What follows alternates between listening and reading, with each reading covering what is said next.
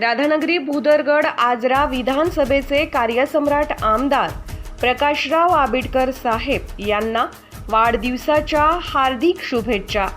शुभेच्छुक वनिता भरत पाटील, लोकनियुक्त सरपंच कसबा वाळवे, तालुका राधानगरी, जिल्हा कोल्हापूर, माजी उपसभापती पंचायत समिती राधानगरी, जिल्हा कोल्हापूर, युवा नेते मानसिंग दादा पाटील, माजी ग्रामपंचायत सदस्य कसबा वाळवे, तालुका राधानगरी, जिल्हा कोल्हापूर।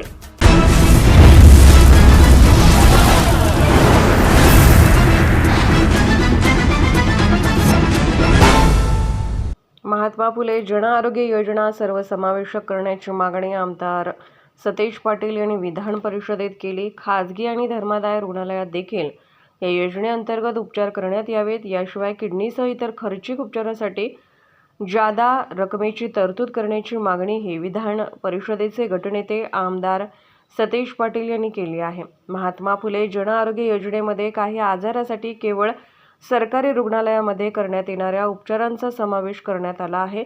त्यामुळे इतर खाजगी अथवा धर्मादाय रुग्णालयामध्ये करण्यात येणारे उपचार या योजनेमध्ये समाविष्ट करण्याची मागणी आमदार सतेज पाटील यांनी आज विधान परिषदेत केली।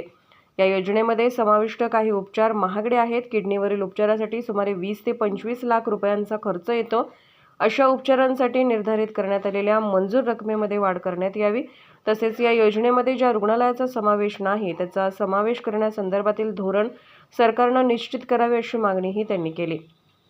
आमदार सतेज पाटील यांनी विधान परिषदेत प्रश्न मांडल्यानंतर त्याला उत्तर देताना आरोग्यमंत्री तानाजी सावंत यांनी या योजनेमध्ये सरकारी रुग्णालयामध्ये होत असणाऱ्या उपचारांचा समावेश इतर खाजगी अथवा धर्मादाय रुग्णालयामध्ये करण्याचा निर्णय घेण्यासाठी एक समिती नेमून 8 दिवसात अहवाल घेऊ, तसेच सरकारी रुग्णालयासह इतर रुग्णालयामध्ये घेण्यात येणाऱ्या उपचारांचा समावेश करण्यासंदर्भात सकारात्मक निर्णय घेण्याचे आश्वासन आरोग्यमंत्री तानाजी पाटील यांनी यावेळी दिले।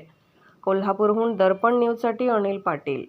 सभापती महोदय, सत्यजित तांबेने एक विषय मांडला मंत्री महोदय की काही ट्रीटमेंट असे आहेत की त्या सरकारी दवाखान्यातच करणार, नी रिप्लेसमेंट हिप रिप्लेसमेंट माझ्या माहितीप्रमाणे, तर त्या देखील 32 ट्रीटमेंट असे आहेत की कंपल्सरी तुम्ही सरकारी दवाखान्यातच केल्या पाहिजे। ते तुम्ही का वाढवत नाही हा आमचा प्रश्न आहे।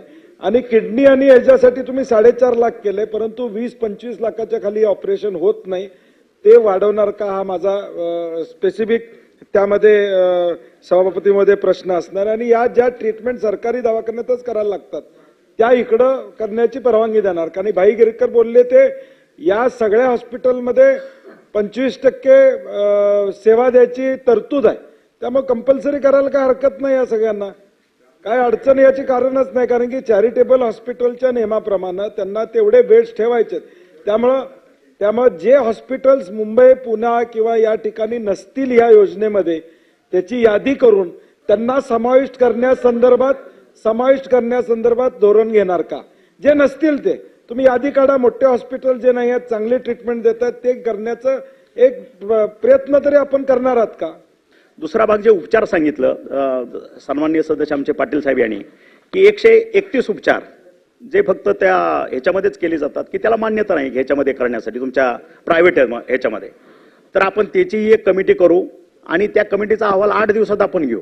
त्यांना असा फार मोठा पिरियड, कारण आजपासून ती इम्प्लिमेंट झालेली आहे, मग ह्याची कमिटी पुन्हा त्याचा 3 महिन्याचा अहवाल, त्याच्यानंतर पुन्हा काय व्हायचं त्याच्यापेक्षा 8 दिवसात आपण अहवाल घेऊ आणि हे 131 उपचार सुद्धा आपल्या सर्व हॉस्पिटलमध्ये प्रायव्हेट आणि शासकीय ह्याच्यामध्ये करण्यासाठी आपण योग्य तो पॉझिटिव्ह निर्णय घेऊ। निर्भीड बेधडक बातमीसाठी दर्पण न्यूज चॅनलला लाईक करा, शेअर करा, सबस्क्राईब करा। मुख्य संपादक अभिजित रांजणे, दर्पण न्यूज।